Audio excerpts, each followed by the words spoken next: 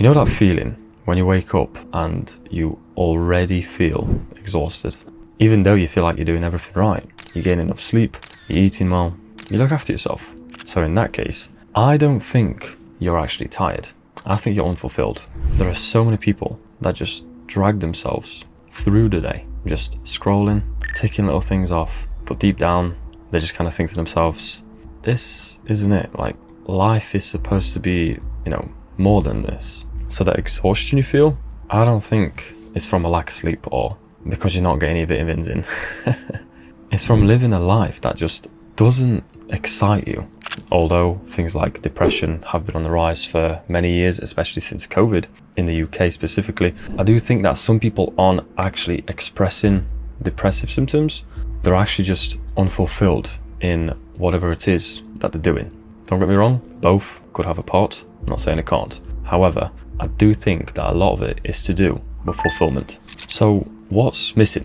What's this piece of the puzzle that all these other people seem to have, that you see going for runs all the time on Instagram or constantly hitting the gym? Why do those people wake up buzzing to start the day, whilst a lot of us just hit snooze and continue scrolling through TikTok, not wanting to get out of bed? I believe that the majority of people are waiting, just waiting for the weekends, for the holidays, waiting for the one day it'll be this, one day it'll be that. But I honestly do believe that the reason here is that we're not giving ourselves enough things to feel excited about, enough activities for us to look forward to on a weekly basis, maybe even on a daily basis. We need to have more reasons to be excited about feeling alive. So I want to help flip that switch for us all. This will begin by doing something what I call an energy survey. So I want you to get a plain piece of paper and just follow me. This will literally just take you 10 minutes out of your day. So we've got a notepad. So what we're going to do is we're going to list our daily activities into boxes, or rectangles in my case. I'm going to need you to circle 3 things you'll reduce, or if you can, completely get rid of, either over the course of next week or 2 weeks, and then circle 3 things you'll add more of, or simply put more time into focusing on them. The first box is the high energy, high meaning. So high energy, high meaning. This would be something like your 9 to 5 job. Let's be honest, something like a 9 to 5 takes a lot of time and energy, but it pays the bills. Next up, we've got high energy, low meaning. You could put angry, arguing. These things, trying to prove a point, they drain the life out of you. And even if you do prove your point and prove them wrong, it doesn't actually do anything for you, but it consumes so much of your energy and has so little meaning, it's just not worth it. Next, we've got low energy, but high meaning. So this is something that you're passionate about, something that you love. For me, for example, I could put YouTube, because although it is very time consuming, and I will say can be quite hard at times, it doesn't feel like work because of how much I enjoy it. It could also be spending time with my partner. That is a very terrible hard, but you get the point. If you love it, it will be low energy and it will feel great regardless of how much time it takes out your day or week. Then you have low energy and low meaning. This looks like a pound sign. Let me just correct that. There we go. So for example, for me, this could be gaming. Let's be honest, it doesn't really take much effort to jump on a game and just spend 6 to 8 hours on my computer. However, it does have low meaning in the end, because although it's fun, it doesn't really mean much and it doesn't really do much for me.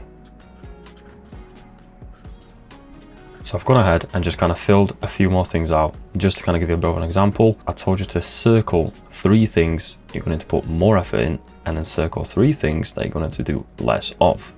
So for example, I added cooking because to me, I'm not exactly great at it and it does take a lot of my energy, but it does have high meaning because it's healthy, it's better for me. So something like that, I could, for example, circle that I'm going to keep in and focus more on, because that will actually help me in the long run and will have a positive impact on how I am.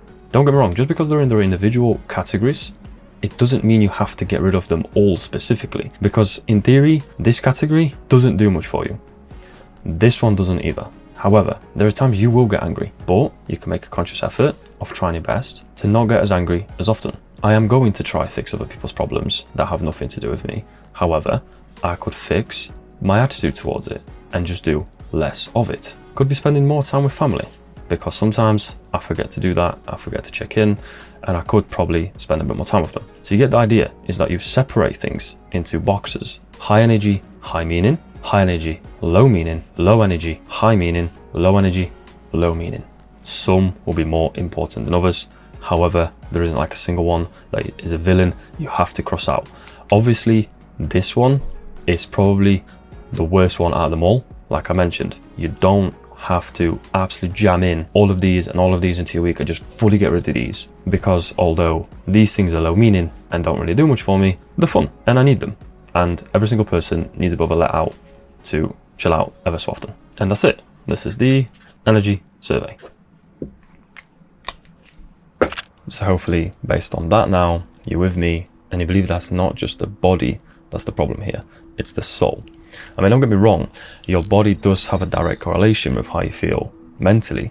So a walk, taking some fresh air, some exercise at the gym will do you fucking wonders. That I can guarantee you.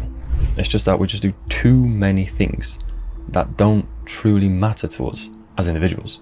Because when we're not excited about life, you know, our brains literally slow down. It's very common to hear that people who describe the life as monotonous actually experience less cognitive ability than the people around them. More specifically, the people who feel fulfilled in life, which basically means like your brain running at half the speed or power, whatever you want to class it as. So like in the energy survey we spoke about before, that is the reason why you can stay up till 2 a.m. binging a series on Netflix and not feel tired until you finish with it. But when you sit at your desk for literally 10 minutes, it feels like hell. You don't want to do it, you can't be bothered, and you're just back to feeling drained. Because our brains reward us from the excitement and from the novelty with energy. That's why we want to keep it going. That's why we want to continue it.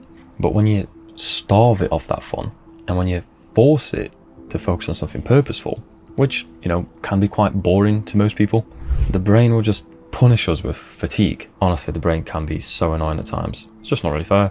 But because of that, people tend to shy away from trying new things. Because if it doesn't guarantee that excitement, well, we're just going to be bored and unfulfilled again, aren't we?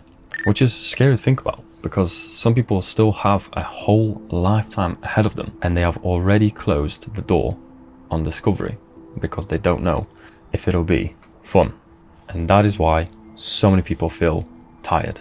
The mind is just, you know, no longer satisfied. So the real question isn't, how do I stop feeling tired? And instead, you should ask yourself is, how do I build a life I actually want to stay awake for? And that is where the real process will begin. So I think you're doing okay. You just need to focus on a few different things while focusing less on others.